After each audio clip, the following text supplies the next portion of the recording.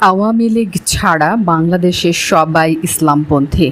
দলটি ক্ষমতায় থাকলে সংখ্যালঘু হিন্দুরা নিরাপদ থাকবে এবং দেশ স্থিতিশীল থাকবে, এমন বয়ান থেকে ভারতকে বের হয়ে আসতে বললেন অন্তর্বর্তীকালীন সরকারের প্রধান উপদেষ্টা ডক্টর মোহাম্মদ ইউনূস। ঢাকায় নিজের সরকারি বাসভবনে ভারতের সংবাদ মাধ্যম পিটিআইকে দেওয়া এক সাক্ষাৎকারে তিনি কথা বলেন।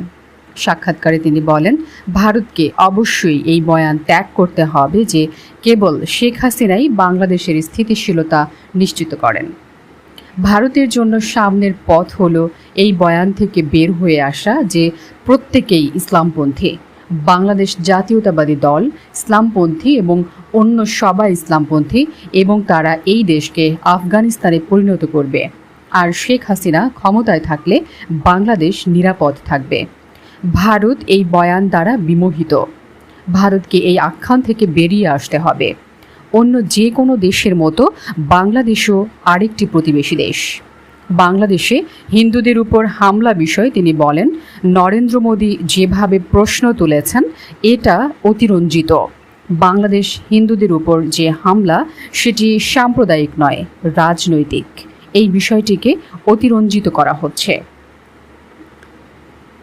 ছাত্র জনতার ব্যাপক আন্দোলন ও গণবিপ্লবের মুখে গত 5 আগস্ট প্রধানমন্ত্রীর পদ থেকে পদত্যাগ করে দেশ ছেড়ে পালাতে বাধ্য হন শেখ হাসিনা।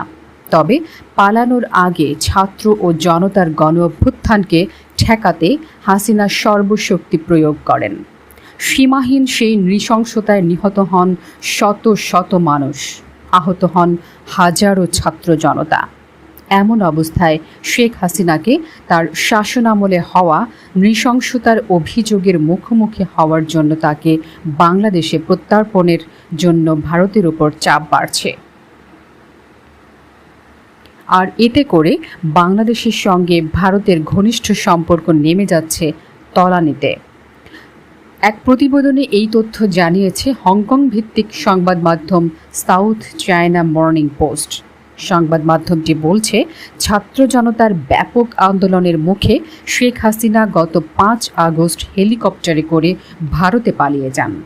এর মাধ্যমে তার 15 বছরের শাসনের অবসান ঘটে।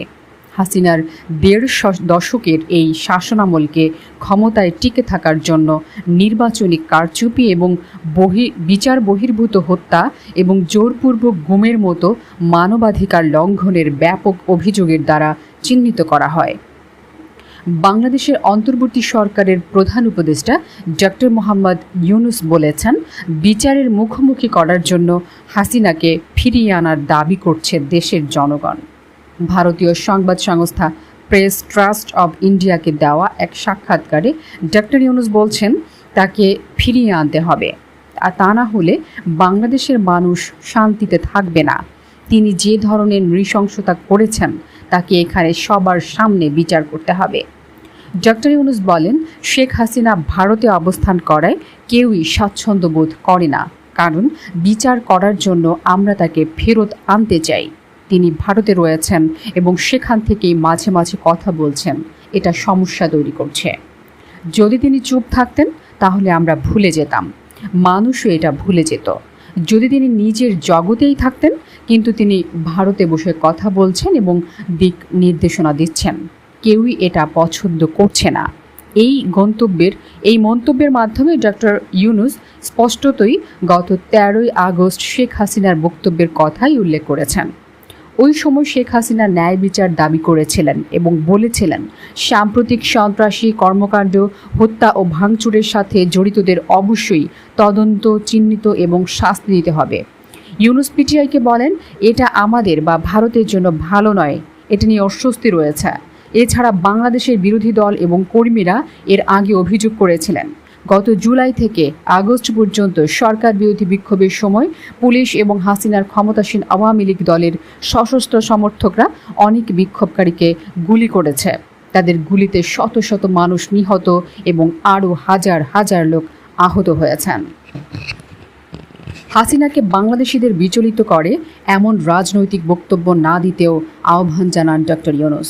তিনি বলেন, হাসিনা চুপ থাকলে আমরা ভুলে যেতাম, কিন্তু ভারতে বসে তিনি কথা বলছেন এবং দিক নির্দেশনা দিচ্ছেন, এটা কেউ পছন্দ করে না।